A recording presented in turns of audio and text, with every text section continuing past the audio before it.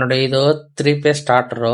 Problem ಬಂದ್ಬಿಟ್ಟು switch on ಆಗ್ತಿಲ್ಲ.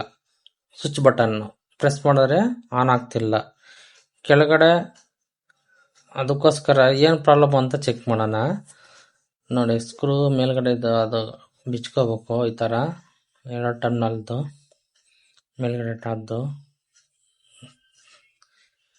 ಯಾವುದೇ ಕಾರಣಕ್ಕೂ ನೀವು ಫ್ಯೂಸ್ ತೆಗೆದೇ ಕೆಲಸ ಮಾಡಬೇಡಿ. ಫ್ಯೂಸ್ ತೆಗೆದು ಕೆಲಸ ಮಾಡಿ. ತೆಗೆದಾಯ್ತು. ಪ್ರಾಬ್ಲಮ್ ಬಂದ್ಬಿಟ್ಟು ನೋಡಿ, ಇಲ್ಲಿ ಇರುವೆ ಇದಾಗಿದೆ. ಇರುವೆ ಸತ್ತು ಅಲ್ಲೆಲ್ಲ ಕಾಂಟ್ಯಾಕ್ಟ್ ಕ್ಲೋಸ್ ಆಗೋ ಟೈಮಲ್ಲೇ ಇರುವೆಗಳು ಇದ್ದಾವೆ.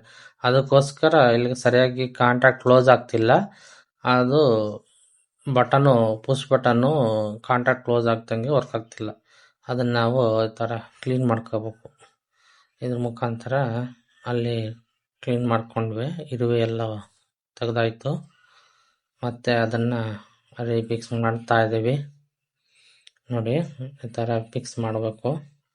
ಫಿಕ್ಸ್ ಮಾಡಿ ಯಾವುದೇ ಕಾರಣಕ್ಕೂ ನಾವು ಫ್ಯೂಸ್ ತೆಗೆದೇ ಕೆಲಸ ಮಾಡಿ. ನೋಡಿ, ಕೆಳಗಡೆ ಒಂದು ಸತಿ ರಿಸೆಟ್ ಮಾಡ್ತೀವಿ. ಮತ್ತು ಫ್ಯೂಸ್ ಹಾಕ್ತಾ ಇದ್ದೀವಿ. ಫ್ಯೂಸ್ ಹಾಕಿ ಈ ಥರ 3 ಫ್ಯೂಸ್ ತೆಗೆದಿರ್ಬೇಕು. ನೋಡಿ, ಇದಕ್ಕೆ ಫ್ಯೂಸ್ ಇಲ್ಲ, ಅದಕ್ಕೆ ಡೈರೆಕ್ಟ್ ಕೊಡ್ತಾ ಇದ್ದೀವಿ. ಆನ್ ಮಾಡೋಣ ಈಗ. ಆನ್ ಆಯಿತು. ಓಕೆ.